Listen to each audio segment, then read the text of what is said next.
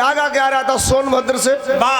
रास्ते में मारकुंडी पहाड़ी है, नाम सुने होंगे आप लोग, जहाँ लोरिक पत्थर है। वही लोरिक पत्थर पर हम लोग खड़े थे। सुबह 5 बज गया। टीम वाले लोग कहे कि नेताजी चाय पी लिया जाए। हमने कहा कहाँ चाय पियेंगे, तो कहीं पी लिया जाए। आगे बढ़े तो पहाड़वे में एगो छोट छोट गुमटी सटा के लिखल है यादव टी स्टॉल। हम कहलिए ऐसा सुरक्षित स्थान कहीं ना हो सकेला चाय पिए खातिर। गाड़ी ड्राइवर से कहली भैया रोकिए, गाड़ी रुका। ये लोग से कहली तू लोग चाय पिया, हम तनी फ्रेश होली। ये लोग चाय पियल, हम फ्रेश हो गए। बैठ के मैं भी चाय पी रहा था। तब तक 4-5 लड़के, 5 से संख्या ज्यादा होगी, दौड़ने वाले सुबह दौड़ रहे थे, मुझे देखे रुक गए। आकर के बैठ गए, चाय पीना हम लोग चालू किए। फोटो वोटो मोबाइल निकाल के खींचे और फिर हमने कहा भैया चाय पी लो। कहलस भैया दौड़ के जाता नहीं है, चाय का पिए ले, घरे बादाम पीस के धैलो, एक गिलास ले आई। हम कहले भैया तब ऐजा तो कहाँ बादाम मिली, अब चाय पिए तो नहीं जा, हम लोग के जाए दलो। कहला सोलंकी भाई एगो नया गाना गाओ। हम कहले भैया रोज नया गाना गाइला। कहला सुना एगो और नया गाना गाओ। हम कहले अच्छा कौन नया गाना गाई, कोनो का रूप रंग प्रारूप बा। तो कहला से एगो नया नौकरी आइल बिया 4 साल वाली, 4 साल वाली नया नौकरी आइल बा, एगो ऊपर गाना गाओ। हम कहली कि ठीक बा भैया। अच्छा हमने गा दिया उस पे गाना। बरेली में था, इस गाने को गा के स्टेज पर लखनऊ आ रहा था। तो पार्टी के नेताओं ने फोन किया, सोलंकी भाई क्या गा दिया, नोटिस ले लिया गया। हमने कहा क्या गलत गा दिया भाई, क्या इसमें नोटिस लेने की क्या जरूरत है। कहा नहीं नोटिस ले लिया प्रशासन ने। हमने कहा तो लेने दीजिए। सार्वजनिक प्लेस पे लोकतंत्र में जनता की आवाज बन के अगर अपनी बात कहना पे भी नोटिस है तो लिया जाए नोटिस है। धर्मेंद्र सोलंकी रोज गाएगा। अच्छा गलती का गौना नहीं है टुनू मास्टर। कोई नहीं जाना था भैया, कोई नहीं जाना था भैया, अरे ऐसा भी दिन आएगा। बात सही लगी तो स्वागत चाह। वाह वाह, देखो लो गड़बड़ी कहाँ होती है। हम आपको समझाने में नाकाम हो जा रहे हैं और वो आपको बहकाने में सफल हो जा रहे हैं सब। बस अंतर इतने बा, अंतर इतने बा। हमनी का कहत नहीं जा कि महंगाई बढ़ गई तो कुछ वैसा माना से जो लड़का का जनिया नहीं खे, मेहरारू का पेटीकोट नहीं खे, खजुआवत से कहतन से उससे का करे महंगाई बढ़ गई, 5 किलो गेहूं फ्री मिलता ना, बस इतने। सवाल ये नहीं है, जरा आप समझिए तो। अच्छा हमने गाया, नोटिस लिया गया, गलत क्या गाया था, बढ़िया लगी तो स्वागत चाह मास्टर। कोई नहीं जाना था भैया, अरे ऐसा भी दिन आएगा, बाप नौकरी, अरे बाप नौकरी करता रहेगा, बेटा रिटायर हो जाएगा। बाप नौकरी,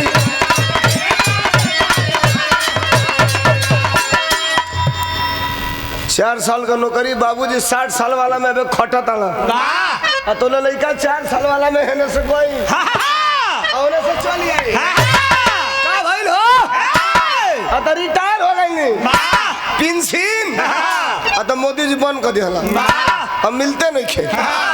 एक सुनिए, इसको रिकॉर्ड करिए अगर रिकॉर्ड कर रहे हैं तो। 2 मिनट और आपका वक्त लूंगा, उसके बाद बिरहा की तरफ चलूंगा। एक दिन जहाज में 3 लोग जा रहे थे, 3 लोग। जहाजी में एक और 2 आदमी वाला सीट होला, एक और 3 आदमी वाला सीट होला। एक चीन का था, एक जापान का था, एक इंडिया का था। जहाज जब 10 मिनट उड़ गई तो चीन वाला कहा कि मैं डॉक्टर हूँ।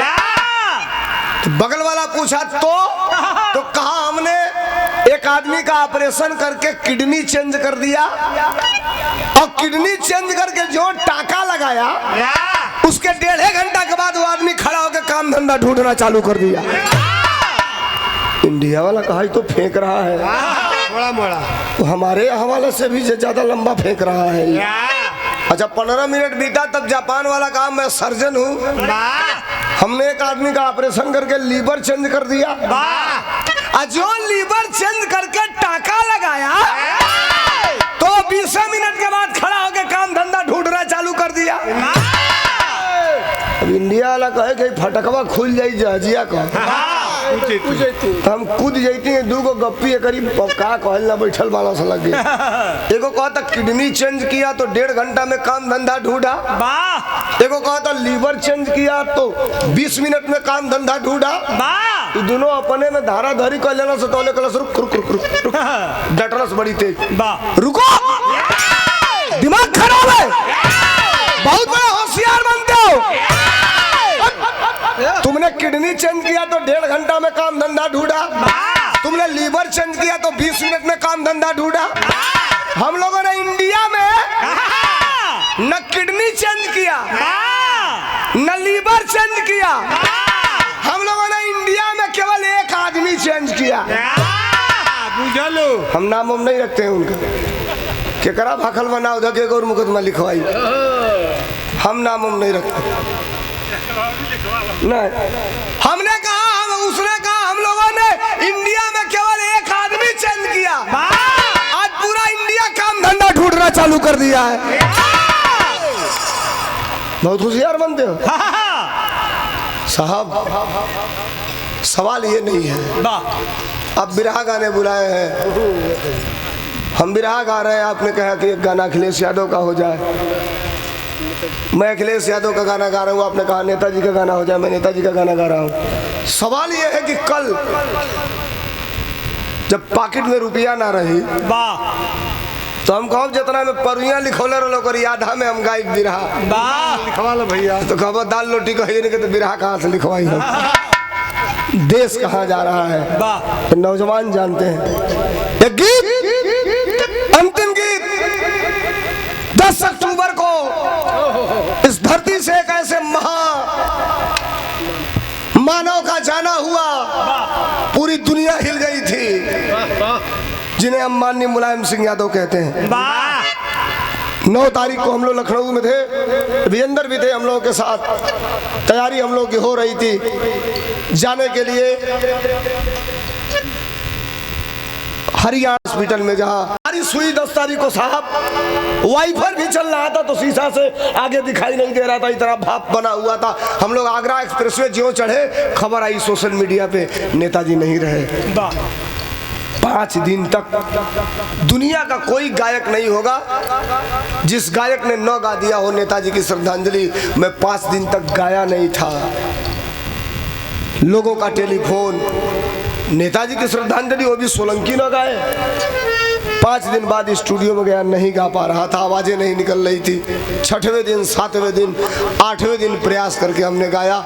जब पीछे देखा तो सबने गाया नेताजी नहीं रहे, नेताजी स्वर्गवासी हो गए। हमने कहा आप लोगों ने गलत बोला, नेताजी कहीं नहीं गए। सुनिएगा ये लाइन हमने क्या गाया था, अच्छी लगे तो अगली लाइन पे समर्थन चाहूंगा। आज भी जिंदा है नेताजी, कीर्ति जिनकी कायम है। और इतनी सी भी मोहब्बत होगी अगर उस आदमी के लिए जिसके गीत हमसे आप सुनने के लिए मुझे इकट्ठा किए, खड़ा किए हैं, तो अगली लाइन पे आपसे समर्थन चाहूंगा। मैंने कहा कि नेताजी कहीं नहीं गए, आज भी जिंदा है नेताजी, कीर्ति जिनकी कायम है। और हम सब के लिए तो, हम सब के लिए तो अखिलेश ही मुलायम है, हम सब के लिए तो। एक लाइन और हमने उसमें गाया, मैनपुरी के चुनाव में मैं गा रहा था, पीछे आदरणीय धर्मेंद्र यादव जी बैठे थे, आंखों से आंसू गिर रहे थे। सोशल मीडिया पे दुनिया ने देखा है, आपने भी देखा होगा। एक लाइन और हमने गाया, 2 ही पुत्र हुए धरती पर और रहेंगे कायम, और गंगा पुत्र भीष्म के बाद से अरे धरती पुत्र मुलायम। नेताजी की बगिया अडिग अनंत कायम है, हम सबके लिए तो अखिलेश ही मुलायम है, हम सबके लिए तो